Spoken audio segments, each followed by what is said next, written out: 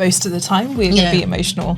And it's actually really interesting. So there is an emotional tie to money. And as you said, like putting it into example of the smoking. So money lights up the same part of your brain as smoking, as chocolate, or as sex. It is a dopamine hit. And actually for neurodiverse people especially, that dopamine hit is something people are chasing. Your dreams, your aspirations, the lifestyle that you want. Because we might not all have it perfectly planned out, and we know that plans change and we understand that. But there is something we dream about in our future, right? Like we all have a sense of what we want that to look like. Only if you're ready. Let's go. Hello and welcome to Divine Enigma, a podcast that talks about how to navigate through the complexities of the workplace as a modern day professional, while simultaneously having a side hustle. We appreciate all of our audience members for taking some time out of their day to tune into another episode, and look forward to providing you all with some value through our show today. My name is Sarah and I will be the host for this podcast. This podcast will be available on all platforms where you can find podcasts, including Spotify, Amazon, Apple Podcasts, and we're also on YouTube. Now, before we dive in, I have a small favour to ask. Creating this podcast takes a lot of time and energy, and every bit of support helps me keep it going and growing. If you're enjoying the show, 5-star rate, comment on Apple Podcasts or Spotify can make a significant difference in helping new listeners discover us. Your support is invaluable in our growth journey. And if you're also watching on YouTube, hit the subscribe button and tap the bell so you never miss an episode. Want to show your appreciation more?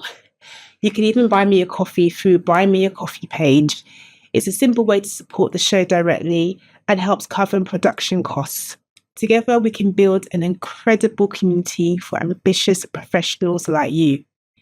Thank you for your support. It means more than you know. Now, let's get started. Hello. Hi, welcome to Divine Enigma. Thank you, guys. Do you want to introduce yourselves and tell us why you decided to come on this really cozy, interesting neurodivergent podcast about neurodiversity in the workplace? And yeah, I'll give it to you. I'll look at, you guys told me this before, I'm just It's okay. So I will start. Firstly, hi, I'm Nitika. I'm co-founder of Aila Money. My background, I've done more than 16 years in finance, investment banking and hedge funds. And I was sick of making rich people richer. And so I have then started doing a counselling course to try and help with this, and actually noticed financial stress is one of the biggest stresses. This combined with a passion that both Liz and I have for helping empower females has been one of the reasons we have created Aila Money. Yeah, and I'm Liz. I also have about 15 years of experience in financial services, more on the life and pensions and the private banking side of things. Then moved into strategy consulting before I also decided that I did not want to make the rich richer and cut costs and drive profits and do all that kind of good stuff. I then moved into more of the impact space, so philanthropy, foundations and impact investing before then starting Aila. Aila is a personal trainer for your finances. We essentially are on a mission to close the gender wealth gap. There are over 160 years, it's close to 170 years before the gender wealth gap is closed. Oh, wow. Right? And that's 7 generations away. So that's not just our daughters, that's our granddaughters, our great-granddaughters, and many, many, many more generations to come if we don't do anything. And so we've created, Aila to try and fix that. So you've created it for people who may not understand finance. And I remember before we got on the podcast, I told you a little bit of my finance horror stories, like when I came out of living at home with my parents, not knowing the first thing about even paying bills and stuff, because everything was done. Mm-hmm. Does it help people like that who are just completely clueless about how to manage finance and even even getting your salary, what do you do with it when you first get your first paycheck? What do you do? Like those kind of things.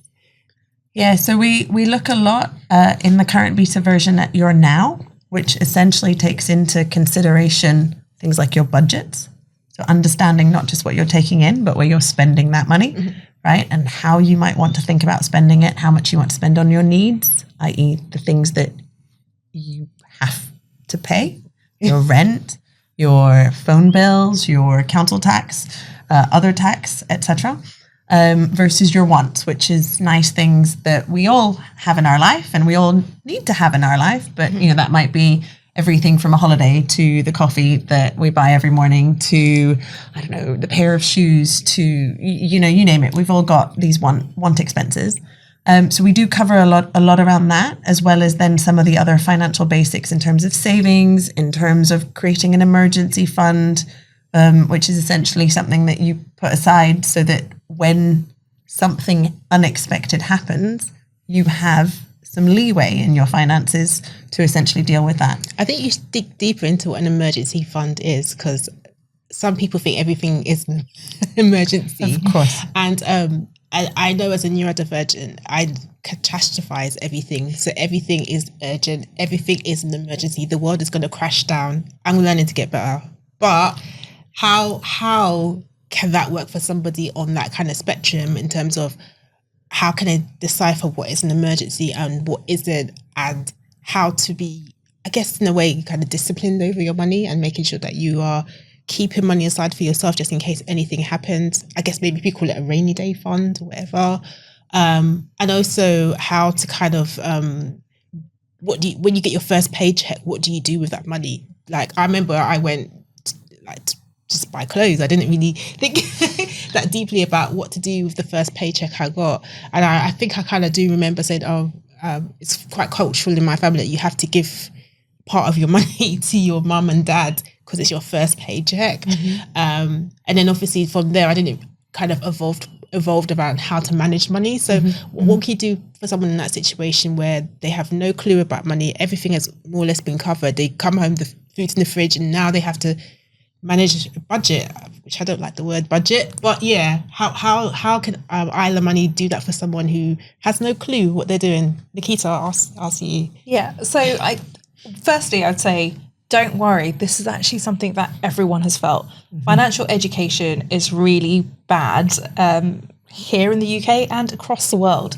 So you wouldn't be the only one that has come out of university being like, I don't know how to manage a budget. And so actually what we try and do at Aila is break down these things into steps to help people. So going back to the initial question of actually how would you think about a emergency fund and how do you make sure not everything is an emergency?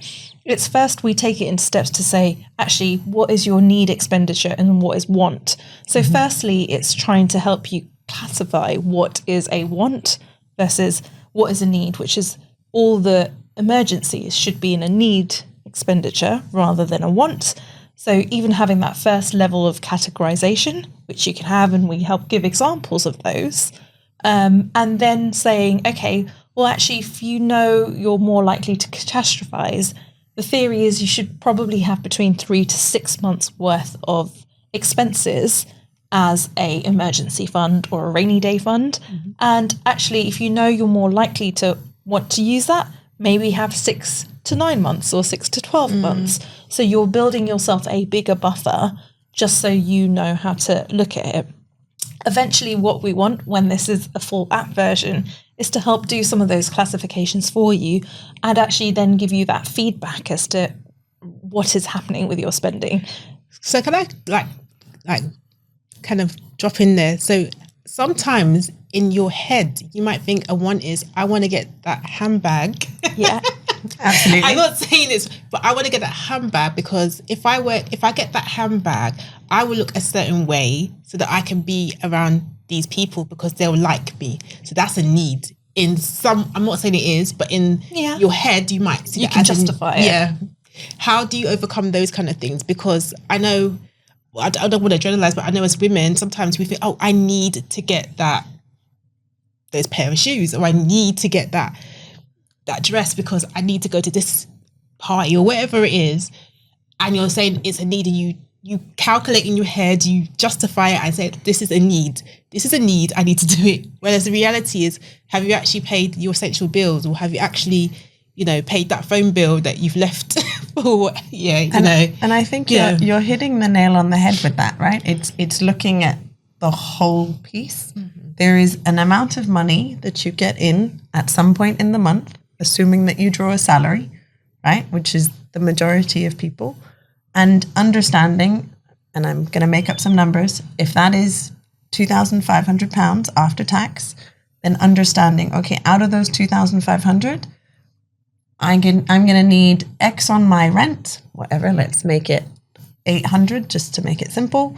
I'm going to need 200 to cover my phone bill, the electricity bill, the water bill, you name it. Those are genuine needs, right? If you don't pay your rent or your mortgage, eventually somebody comes knocking. Nobody comes knocking if you don't wear that dress to the party, right? And I think it's about sort of knowing, as Nitika said, the categorization, but also looking at the piece holistically and going, okay, I've gotten rid of my genuine needs, and now I have this room for my wants, and I might think of some of them as needs, and that's okay. If your budget allows you to think of them as needs, then that's okay. You're making choices all the time about your money, right? And one of the things that we encourage people to really think about is, if you are someone who tends to maybe overspend a bit, or sort of spend and then go, did I really need that? There's that twang of guilt, or maybe a bit of like, a bit ashamed or something, is to go, one of the really easy tips is, especially if it's online, is leave it in your basket overnight. I do that. I set myself a 48-hour rule. Yeah. That, or literally have something that says, if it's over a certain amount, right? So that amount differs by person. So it might be £20 for somebody, and it might be £100 for another person. But if it's over that amount, I have to, step back, and I have to take 48 hours, or I have to go away, do the laundry, sort of. I wanted to ask as well about money. There's quite an emotional attachment when it comes to money. And of course, in theory, I know I'm not supposed to spend money on a handbag, and I need to pay my rent. We know that, obviously, but there are other factors that are at play. So sometimes your environment and the things that you are around will make you want to do that because you want to fit into a certain set of friend groups or sets of people that you feel that you want to impress. There's other things like, for example, years ago, I used to work in the social housing sector, and I used to deal with a lot of people that had a lot of debt, And when you actually have these conversations with these people, a lot of the time, they will prioritize their self in terms of how I feel in that moment. I met one lady, she needs her cigarettes. She needs to smoke. It's not good for her health, but she needs to have a cigarette. And if that cigarette costs £50 a pack, she will buy that because it's going to give her that stress release. Yeah. Now, no judgment to the person, because you won't know what it's like when you really want to, you need to have that edge off, because you might not have a lot of money anyway. You already see that you've got loads of debt. What's the point? Let me, I've even had situations where someone actually, when I called them, how are you going to pay your debt? I use that money to go on holiday to Spain. I'm like, how can you? But then I had to understand, like, they're probably looking at the debt thinking they can never pay it off. Yeah. So I might as well just, pretend it's not there and just, go away on holiday and just, not worry about it till I come back. And I'm not saying that people should do that, but you have to understand with money that a lot of emotions are attached. And so when someone feels they can't have something and they feel that money is a blocker for them, they will want to take that chance to do whatever they can to make them feel good. So when you buy a nice dress or buy a nice handbag or you go on a nice holiday, it makes you feel good for that moment. You're not thinking about, okay, I need to pay my rent and my bills, but that can wait because I need to enjoy my life now. Yep. So how can you get that balance? particularly with an app like yours and that lifestyle of feeling that, I just want to have fun rather than doing the sensible thing. And you have to understand, we're human beings. We're not always going to be sensible or perfect. And we're going to be emotional at times as well. I would say most of the time we're going to be emotional.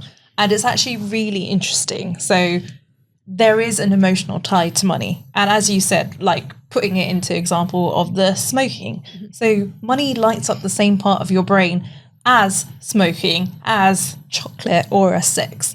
It is a dopamine hit. And actually for neurodiverse people especially, that dopamine hit is something people are chasing. And this becomes a thing. So the short-term dopamine hit of buying something you want or having that cigarette is something that really becomes a focus point. So, but there are two parts of your brain that money is in. So that part lights up the dopamine centers, but it also lights up the part of your brain which is the same as a pen knife or a pocket knife, because money is a tool. And we are trying to look at a person holistically in Aila and help bring around the long-term behavioural change. Because yes, there is emotions with money, but your money habits and mindsets are also set by the age of 7. So it is really hard to change some of these things. And so we want to try and help. And some of that is through education or by setting realistic small goals for people to work on. But then the other side is people just need support at times. And it's then we do the holistic view of actually, let's calculate your cost of your life goals and give you really hyper-personalized action plans and education. But we also couple it with human support. So that's human coaches and human advisors.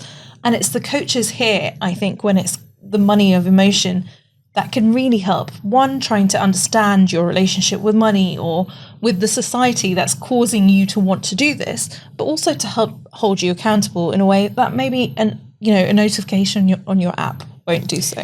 The other thing, if I may, is that and Nitika's touched on this, is to say we really look at your life goals, right? Your dreams, your aspirations, the lifestyle that you want, because we might not all have it perfectly planned out, and we know that plans change, and we understand that. But there is something we dream about in our future, right? Like we all have a sense of what we want that to look like, and really where we try to bring in the emotion side, but also a bit of the behavioral science, is to say, if you understand what your goals and your dreams are, you're probably willing to make them come true, right? And not at the cost of saying, oh, no more gratification now, but a sensible reminder to say, if you spend everything now, you aren't putting aside for the life or the dreams that you're looking for. So it's finding that balance and continuously reminding people to say, hey, you've told us this is what you want to achieve, right? How are you doing? How is that? Is that still where you want to get to? And are the behaviors that you are experiencing and that you are essentially displaying around money, are they serving you to help you get there? And I guess the other thing to add is, and a lot of people do feel this desperation when it comes to money of, I'm not going to get there anyway, so why try? Why bother? I was actually going to... and like for that, there is the element of actually being able to show how this is possible and how this can happen, because a lot of that comes from not feeling in control of your finances. If we are able to calculate the cost of your life goals and show you actually how you can get there, and help you build that plan so you feel more confident and in control, there is that element of the overwhelmness or helplessness goes away, and you're more motivated because you have a plan that you can work towards. Do you have to have a certain amount of income? Because sometimes people, I don't earn enough money. How am I going to ever save? It doesn't seem possible. So the answer is no. There is not a certain amount of income. What it is about being smart about understanding what you take in, what you spend, and making sure that even if it's a tiny amount, you are setting that tiny amount away into something that is growing, right? So be that a high yield savings account or actually be that in investing, right? It does not have to be a large amount. There are platforms in the UK that let you start with £1, right? That's investing. Savings, obviously, you can also start from £1, right? So that's I think that's an amount that most people could manage, even on a low income.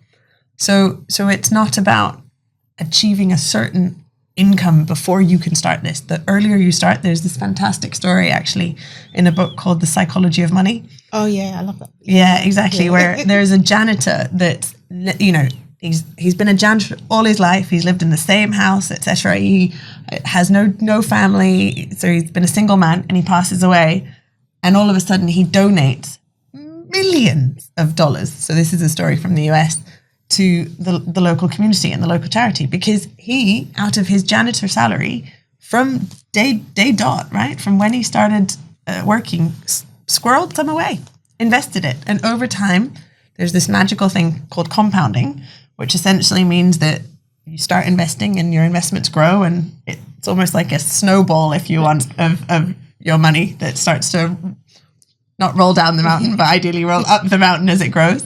That's exactly what happens. So if you're on like a modest income, let's say in the UK, I think the average salary, I think it's what, 35 or 30k or something like that. Yeah, something like that. Yeah, or less than, or 28k. So if I was someone who's on 28k, is it possible for me to do that on that modest salary? Most definitely. And I think there is a general rule that people can try and look at, which is the 50-30-20 rule, where 50% goes on your kind of your expenses that you have to do. Then you have 30% which can go on your want expenditure, and then 20% which you put into saving or investing, so your future.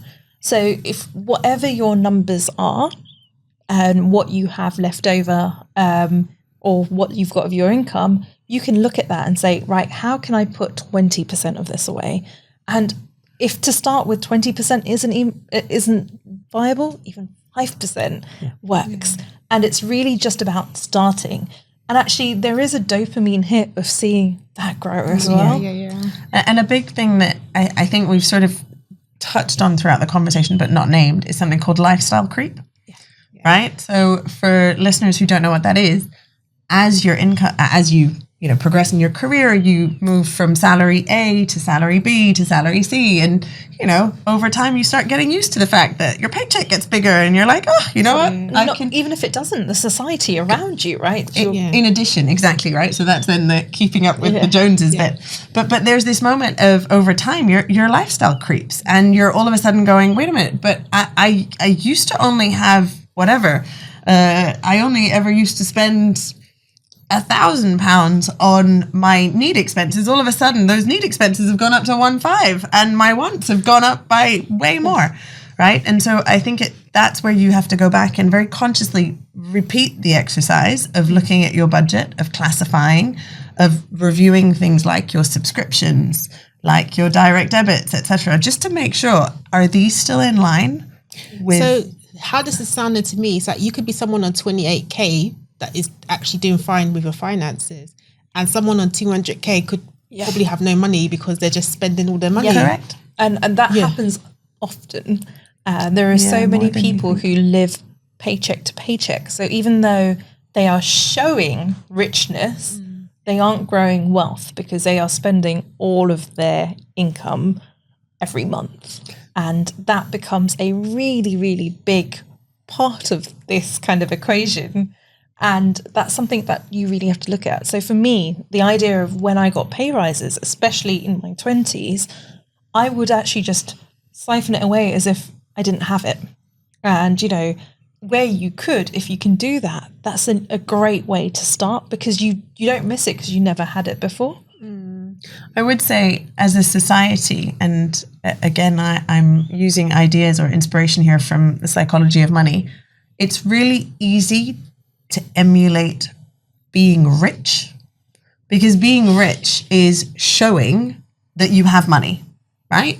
That you and you might not even have that money, because you might be taking debt in order, credit cards, whatever, payday loans, in order to show that you are rich, right? But we see it. It's very easy to see the handbag. It's very easy to see the pair of shoes. It's very easy to see the car. It's very easy to see the house. What you don't show is your wealth. Nobody walks around going, check out my pension account. Yeah. It's awesome. And right? actually, that's the thing. We're really bad about talking about money and what we're doing with money. So you'll see what I buy, and actually you might even hear me go, oh my God, look at my new coat or my new bag. But you won't hear, oh my God, I've put into my ISA this week, or I put extra into my pension. It doesn't sound sexy. That's probably it doesn't sound like it's like, oh, I got a new car. Oh, let's come and see it. And everyone goes, well, look at my new car. Yeah, but it doesn't sound. I guess it's interesting because I've been looking into things like lifestyle creep, and it's very easy to fall into that category of like, oh, I'm making a little bit more money. I got a bit of a bonus. Let me go. Let me go out and do stuff. But I think you have to really. I think some people who, I guess, and I don't want to generalize, when you come from a lot of money, I find, and I went into two modes of money. There was a point in my life where because I started making money, I was afraid to spend money. So everything I had, I just tried to save it because I didn't want to buy extra stuff. I was just scared that the money would go away. So I would save. And then I got to this point where I had lots of money, but I didn't know what to do with that money. Yeah. And then I was like, okay, maybe let me buy something for myself. But that probably came from a place of scarcity.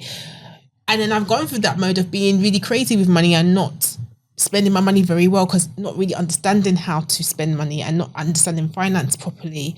I now know better because I've had to learn from mistakes, but before I didn't understand that. So how can you get that balance of not being like, I don't want to spend no money because I'm scared that I'm going to lose it, to being the kind of person that doesn't go crazy with money or just spend anyhow and not really think about what they're doing with their money, or even checking their finance, or even checking their bank account. I mean, there was times I didn't even check my bank account. I just took my card out and spent. And it's only when the card didn't go through, I was like, oh, okay, there's something look right here. Makes sense. Yeah. So I think there's a few different things at play here. First is that scarcity mindset. And some of your mindsets, as we said, were built at such an early age. So even when you had money, you're like, I can't use it. There is guilt around that. And you did well, because a lot of people struggle to move out of that into an abundance mindset.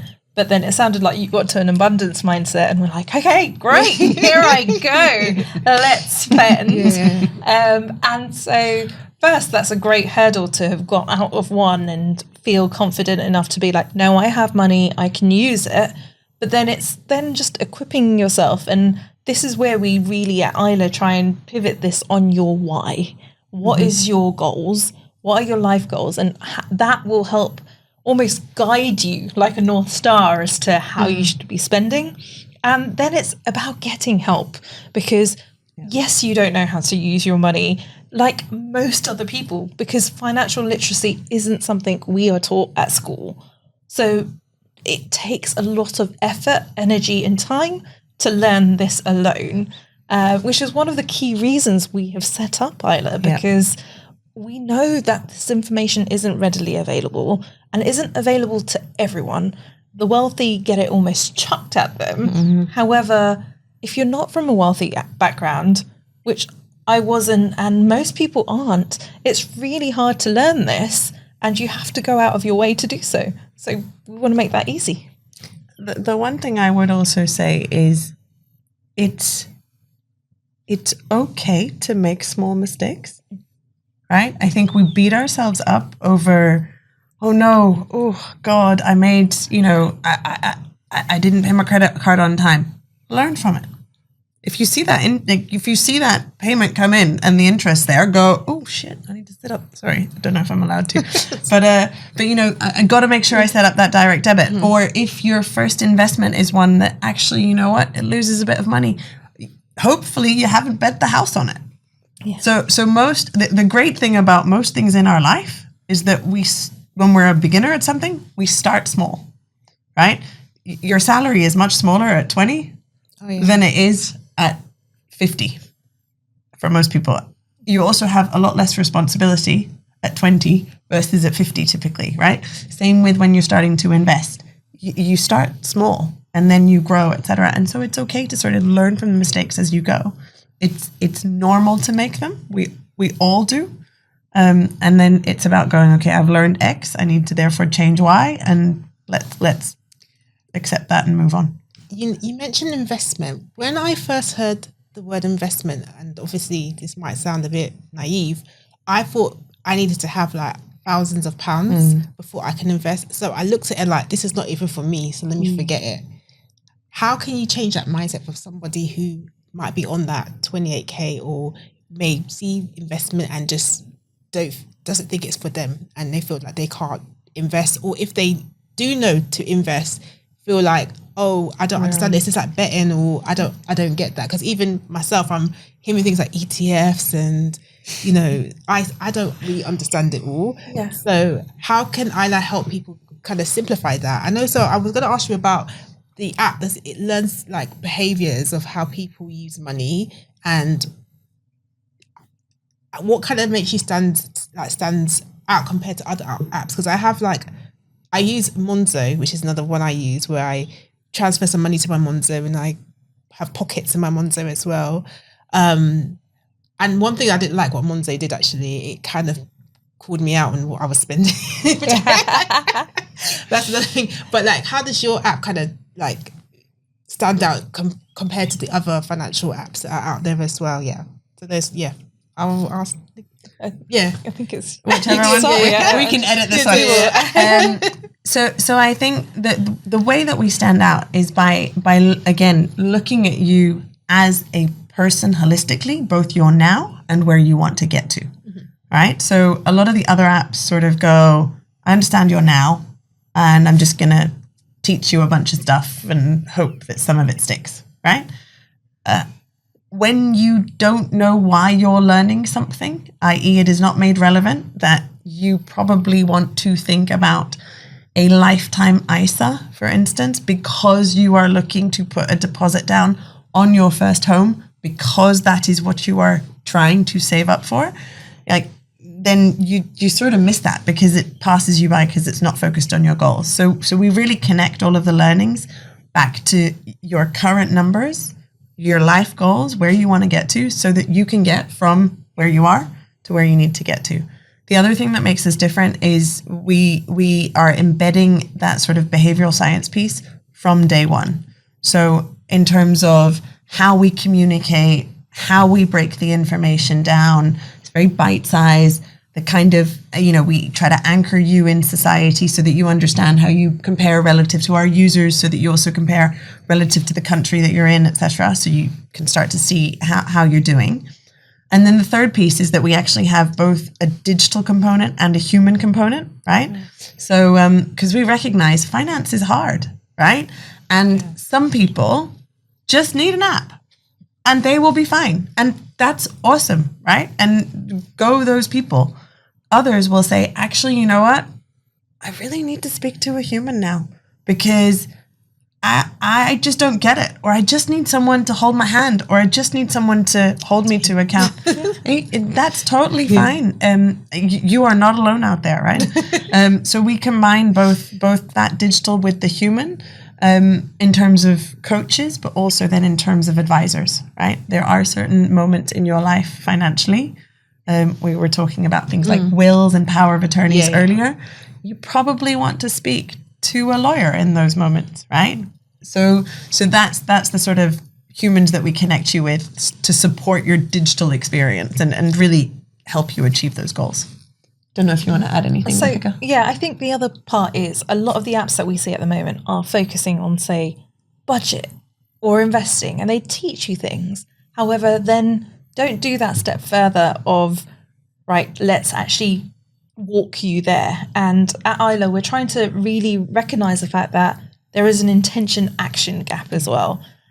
So people know that they need to do things, and finance is always one of those things that gets pushed further out the way. And so we are trying to make that part easier, like Liz said, with the behavioral science of actually giving you prompts and helping you stick to the actions you have set, and making it easy by putting it all in one place. So if you need to speak to a human, it's all there. It's either for everyone. What if you're in the position where you've just completely messed up your finances? You've got to the point where you have payday loans, you owe credit cards, and you're at a place where maybe you were a bit reckless with your money, and you want to get out of that. Is there a way to come out of that situation if you wanted to? Because you're now like, okay, like I've messed up. I want to start again. Is it possible? Because sometimes when you're in that space, you're like, where do I go? Yeah. So So yes, it is always possible. So I think, again, it's going back to that, helping you feel in control of your finances and giving you those mini milestones that you have to reach. No one has messed up their finances to an infinite level. There is a way of taking control. Like, it is harder, and obviously your main focus to start with would be to work through the debt. But then there is a way out of that, and actually it's about learning better techniques, and that's what we try and teach, the techniques that you need to be in control in the future. Do you think it's better to save when you're in debt? It's an interesting one. It's an interesting question. Or should you just focus on paying your debt? So it really depends on the kind of debt and you and your attitudes toward it, right? Mm-hmm. So let's take the example of a mortgage, right? Or a student loan. Mm-hmm. Those are, some people call them good debt, right? They are essentially debt that you have taken on in order to buy yourself either an education, which will get you better income in the future, or a house, as in bricks and mortar, that will at some point be yours, which you can then sell, and you hope that the property price goes up in the meantime. But you get the gist, right? You consider it as a good debt. Yeah. If that is what you have, and that is the only debt you have, there is a choice that you need to make around, am I just paying that down or am I also saving? And that is where your risk comes in. And you need to figure out for yourself, and we go through the whole risk appetite piece in the app, whether you are somebody who actually goes, do you know what? I am so uncomfortable with that I'm going to put all my money into trying to get rid of it. And only once I've done that, will I start focusing on other things. That there are some people who do that. There are other people who go, actually, you know what? I'm pretty confident that, and it comes back to confidence and willingness to take risk, to say, I'm pretty confident that I'm going to be able to cover my mortgage, my student loans, because my income's pretty steady. You know, I'm unlikely to be made redundant. And if I do, then I will find another job. Therefore, yeah, I'm going to not pay off everything as fast as I possibly can, but instead I'm going to take some of it and I'm going to invest it, or I'm going to save, right? You need to figure out where you sit. I would argue there's another kind of debt, which is the bad kind of debt, where you're probably going to want to think about how you pay that down in order to not get into a downward spiral, which I think is quite easy after a certain point. So I think a lot of this actually comes down to the maths of it. So, like, you know, a credit card where you're paying 19%. Yeah. If you look at that versus, say, a savings account where you're getting 5% at the moment, there is an obvious decision. And actually what we try and help you do is say, okay, what are those decisions that you need to make? There is a mathematical choice. And sometimes it's also, as well as, like Liz says, your risk profile, but it's about challenging your current beliefs, and do they stand kind of true? So when we left university, I was in a very fortunate place of, one, we left with a lot less debt than students are nowadays. Exactly. But it was a financial crisis, and the student loan interest rate was 0%. I had so many friends who were like, oh, you know, the rule is we have to pay this off. And I stood there and I was like, but it's 0%. Why would I pay this off? And it's sometimes really understanding and challenging those stereotypes to say, okay, I have been taught this, or I've come from a family which believes all debt is bad. Yeah, which is which is why I was like that, because I don't want to get into debt. So for a long time, I didn't even touch credit cards, and then I got into credit cards, and then my parents weren't even happy with the student loan. And the idea of like me taking a student loan to go to university was and it's like, actually, if I didn't do that, I wouldn't have had the earning potential after university. And so it's really about being able to challenge maybe some of the mindsets that either you've set for yourself or society has set to say, do these still work now? So do you think it's a good thing to pay off your mortgage early then rather than invest, or do you think it's better to invest, or it's dependent on your circumstance? Because some people are big advocates of, clearing your mortgage early, making these overpayments so you don't have a mortgage to pay anymore. And essentially there's a movement of, I think it's FIRE, where people want to be financially free. And what are your thoughts on that? I can ask you, Nikita. So again, I think for me, it really comes down to the maths, and as well as your risk tolerance. So are you paying down debt that's expensive or not? So I was very fortunate. I got I got my mortgage 3 years ago when rates were at an all-time low. So my current mortgage is at 1.6%. Now, should I be paying that off more at the moment? Whereas if I keep it in even just a normal current account, I could be getting 4 to 5%. There is the maths that you do on this to say, is that working better for me at the moment by doing this? And I think at every point in time, there is that view. If I then put that money in an investment account, on average, typically investing in the markets earns around 10%, 11%. So there is an even bigger difference. So in my eyes, I'm comfortable enough with this debt that I'm not paying off a 1.5% mortgage, and I'm happy to use that money to invest. Or, you know what, if I had a lower risk tolerance, even just to keep in a savings account. What about yourself in terms of? So I grew up also thinking or being told debt isn't great. I think I mentioned a story where my dad even wrote to the bank when at 18 they said, you may now get an overdraft. And he said, no, she's only 1 day older. So I also grew up with that. But over time, again, I've learned the maths. And so similarly, on a mortgage that I have, I am also now I'm not going to try and pay that down when the interest rate is in the 1 point something % range. And actually the markets and or savings accounts are just yielding more. That's an interesting one, because I've heard different things on that. But I think it depends on the goals and and everyone's different. Everyone is so different. Like I said, if I had a lower risk tolerance and actually it is going to keep me anxious having a mortgage, then maybe the maths just doesn't math in the right way versus the sleep you lose for having the mortgage. I actually think you've touched on a really good point there. You should make money decisions that help you sleep at night. They should be reasonable and they should be consistent. They do not always need to maximize everything. They don't always need to be the ones that are going to get you the giant wins, right? Or you just need to be reasonable and consistent and in a place where you have peace of mind. But the one thing I'd say is you just have to make a decision which you've thought about. And it's like if you take that choice and you know the difference in your mortgage rate versus your savings account, and you still choose to pay off your mortgage, that is a decision you've made knowing the information. And I think what people find it hard is actually just getting to that stage where they know.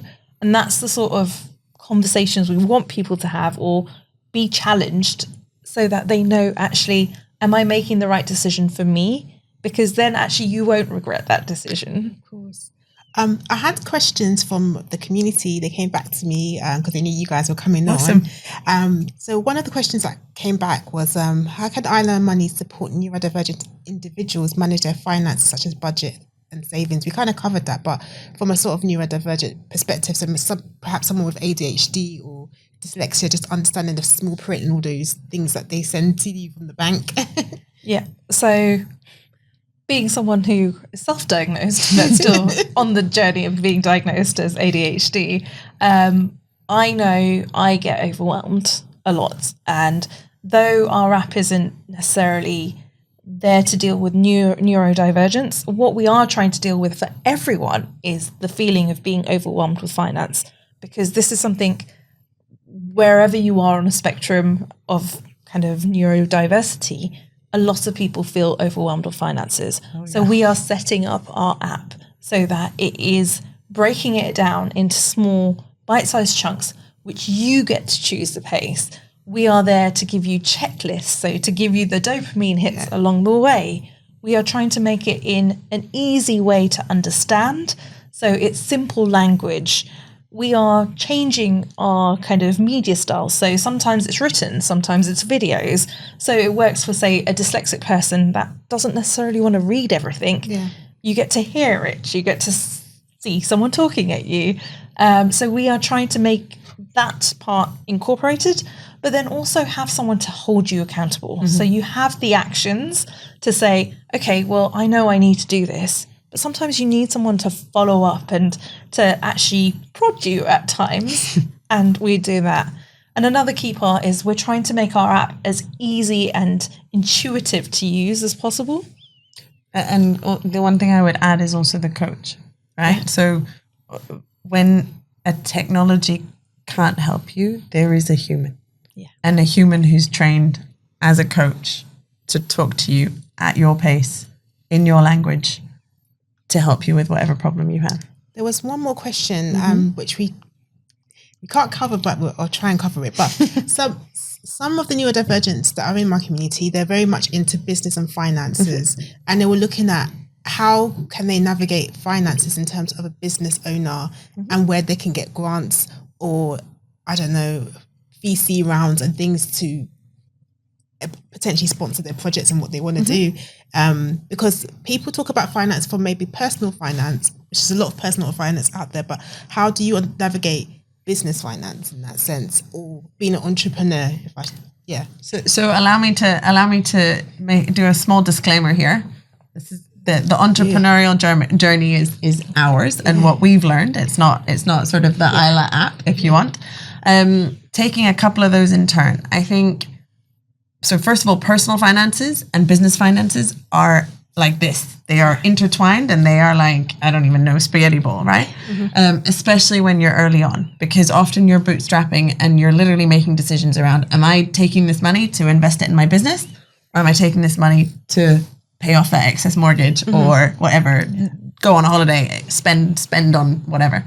So those are sort of decisions that you have to start thinking about, and you have to start thinking about them almost before you start your business. One of the things that we've both thought about when we started to set up, or when we started to have conversations about Aila, is, have we got enough money to keep us going for at least 6 to 12 months, so that we aren't dependent on an income, right? So that we have the opportunity to give this a shot. And we took some years to get there, right? Like we've had 15 years of career behind us. So that is part of the benefit of also having done it that way, is that we do have some savings stashed up, that we have the freedom to do that. But I would encourage other entrepreneurs to do that. In terms of grants, what we've looked at is Innovate UK, right? That is a really great source and a really great place to sort of turn to. They've got a good website. Not entirely awesome to navigate, but hey ho, there you go. Feedback. The forms are long. Exactly. There is also European grants. There are also often, it depends on what you're doing, but industry-specific grants, tech-specific grants in the AI space that we've come across, women-specific grants, or BAE. And neurodiverse grants. Exactly. There are those grants available.